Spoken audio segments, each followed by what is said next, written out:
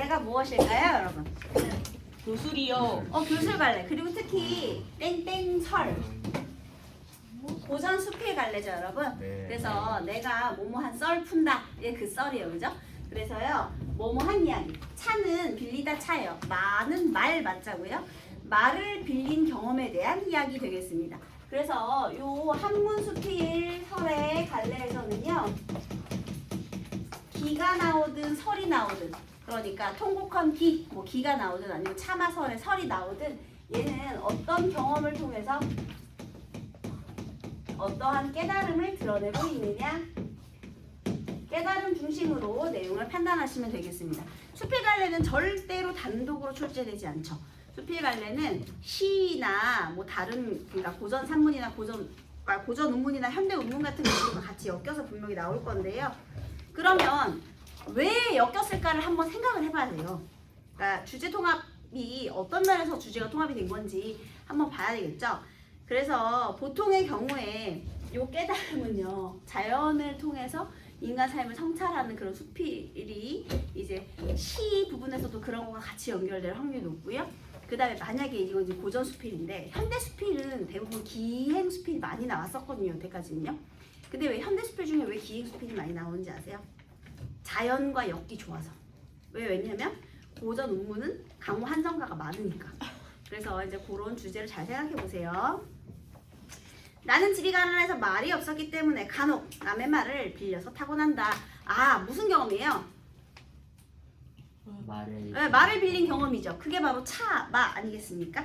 네. 그런데 노둔하고 야윈 말을 얻었을 경우, 자, 말을 빌린 경험에 대해서 얘기하고 싶대요.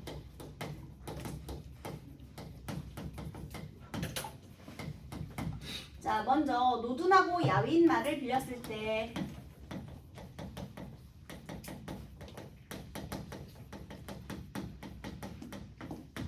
어땠느냐 하면요, 일이 아무리 급해도 감히 채찍대지 못한 채, 왜? 채찍질하면 죽어버릴까봐 금방이라도 쓰러지고 넘어질 것처럼 전전긍긍하기 일수요. 한마디로 이때요, 내 마음가짐이 어떻다고요? 굉장히 조심하고 전전긍긍하는 거죠. 또 개천이나 도랑이라도 만나면 말에서 내리곤 한다.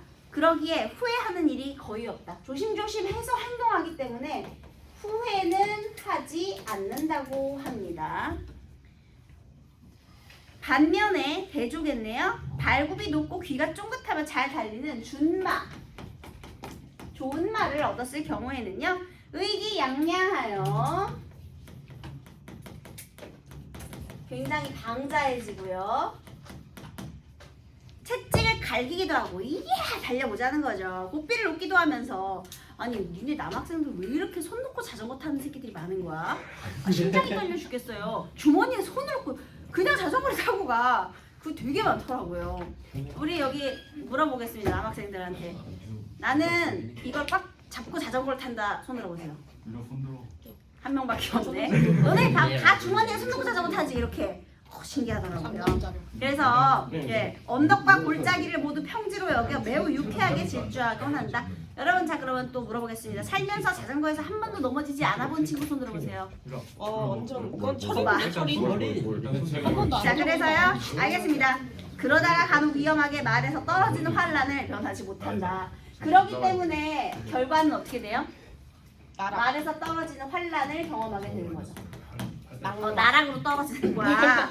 좋아. 자, 그러면 여러분, 내가 어떤 말을 탔느냐에 따라서 결국에는 마음가짐의 차이가 생겼다는 거죠. 네, 맞아요. 자, 그런데 사람의 감정이라는 것이 어쩌면 이렇게 달라지고 뒤바뀔 수가 있다는 것이냐. 남의 물건을 빌려서 잠깐 동안 쓸 때에도 이와 같건을 하물며 진짜로 자기가 가지고 있는 경우야 더 말해 무엇 하겠는가. 자, 이거는 빌리는 경험이잖아요. 맞아요. 그런데 하물며 내가 가지고 있는 것, 즉 소유한 물건의 경우는 또 어떨 것이냐.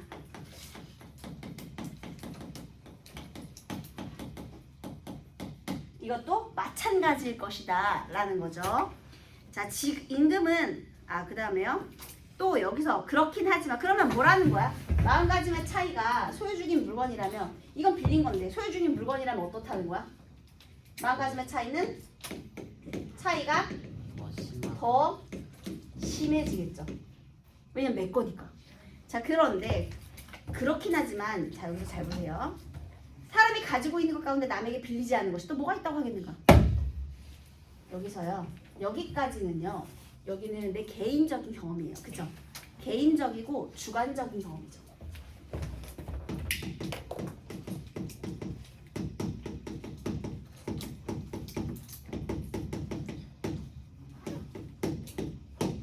로부터요. 그런데 점점 일반화를 시키고 있는 거야. 자, 그러면 여기서 조금만 더 가볼까요? 그런데 이 소유라는 개념, 사람은 언젠간 어떻게 돼요? 돼진다니까. 그러면 내 물건이 내 물건인 게 맞아? 나 어차피 죽을 건데. 그러면 사람이라는 게 소유하고 있는 것은 결국은 모든 게 빌린 것 아니겠느냐라는 거죠. 우리 법정 스님의 무소유하고 똑같죠, 여러분. 그래서 특히 임금은 백성으로부터 힘을 빌려 존귀하고 부유하게 되는 것이요, 신하는 임금으로부터 권세를 빌려 총을 받고 귀한 신분이 되는 것이다. 자식은 어머니에게서, 지어미는 지아비에게서, 비복은 주인에게서 빌리는 것이 심하고도 많은데 대부분 자기가 본래 가지고 있는 것처럼 여기기만 할 뿐 끝내 돌이켜보려고 하지 않는다. 이 어찌 미혹된 일이 아니겠는가? 여러분, 임금의 힘은 누구에게서 나온다고요? 백성. 이거 무슨 사상이에요? 민본주의 사상이네. 민본주의 사상. 거기다가요 줄치고 적으세요. 임금은 백성으로부터 힘을 빌려서 존귀하고 부유하게 된다. 민본주의 사상이죠. 마키아벨리하고 정반대죠. 그래서요. 자, 어쨌든 이 민본주의 사상까지 얘기하고 있네. 얘가 지금 개인적이고 주관적인 경험을 통해서요. 소유주긴 물건도 그럴 텐데 모든 것은 지금 소유한 모든 것은 결국은 빌린 것이죠. 소유한 모든 것은 빌린 것. 이 빌린 것이라는 생각이에요. 인간의 세상에서. 자, 그런데 특히 여기에서요. 정치 얘기로 이야기를 하고 있어요. 특히 민본주의 사상. 권력관계. 자, 그러면 여기서 내 개인의 깨달음을 통해서 보편적인 깨달음으로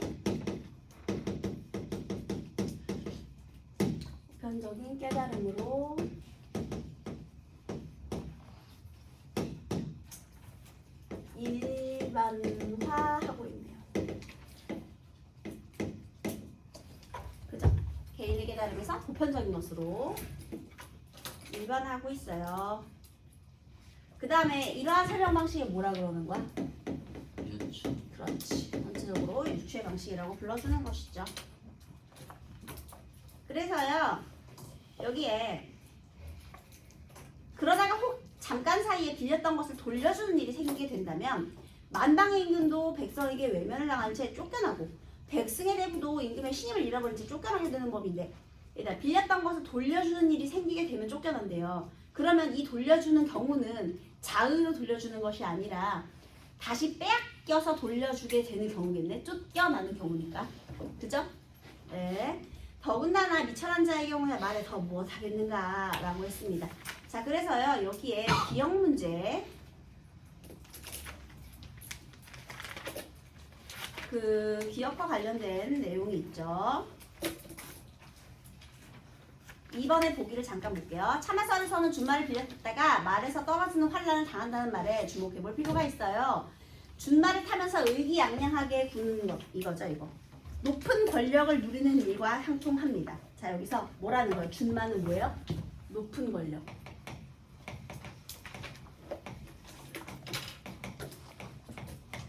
그래서 방자하게 구는 거지. 권세를 부린 거예요. 그러면 결론은 어떻게 된다? 말에서 떨어지는 것처럼 나락으로 떨어진다. 이렇게 되네요. 그래서요. 그러면 이 부분이요. 백성에게 외면을 당하는 임금, 또 임금의 신임을 잃어버린 채 쫓겨나는 대부가 처한 상황과 똑같아요.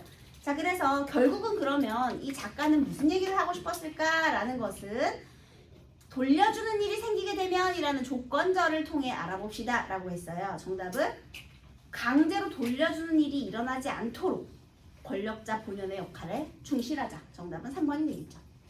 그치? 쫓겨나는 건 강제로 돌려주게 된 거예요. 스스로 돌려주는 건 우리 쫓겨났다고 표현하지 않잖아요. 좋아요. 자, 그 다음 이제 얘가 빠질 수 없는 맹자의 말을 가져가게 됐네요. 맹자가 말하기를, 자 여기에 우리 맹자 전문가죠. 전문가, 권위자 전문가. 그래서요 이 권위자의 말을 또 인용하고 있어요.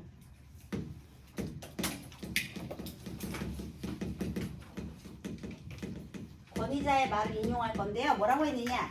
오래도록 차용하고서 반환하지 않았으니 그것이 자기의 소유가 아니라는 것을 어떻게 알았겠는가?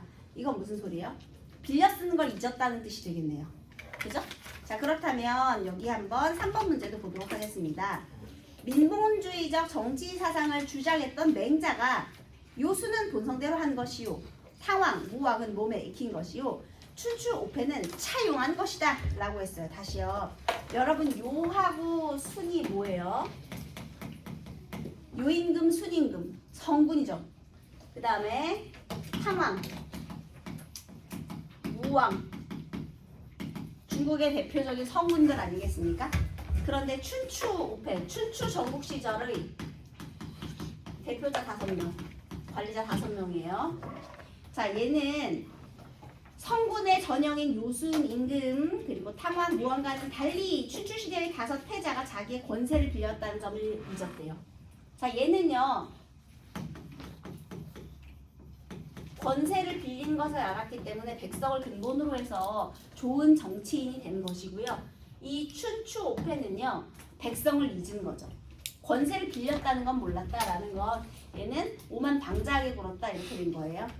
자, 그래서요 특히나 이 이곡의 참화설의 이곡은요 지금 원나라에 종속되어 있던 시기의 고려 사람이에요. 그런데 이곡 생존 당시의 여서 임금들이 모두 무능하고 방탕해서 백성들을 돌보지 않았답니다. 자, 그러면 왜 얘를 인용했느냐? 춘추 오패에 대한 맹자의 권위 있는 평가에 기대어서 누굴 비판하고 싶었어? 고려의 임금들을 비판하고 싶었겠죠? 그치? 그래서 고려의 임금을 비판하고자 했다. 이 춘추 오패와 같은 게 바로 고려의 임금 아니겠습니까? 야, 너네 곧 떨어질 수도 있어. 그러니 빨리 관리자로서의 책임 다해. 백성 제대로 돌보라고 이 얘기를 하고 싶었던 거죠. 앞에 1번 노둔하고 야윈 말에 대한 예로 가장 적절한 것은 몇 번입니까? 정답은 당연히 4번일 것이고요.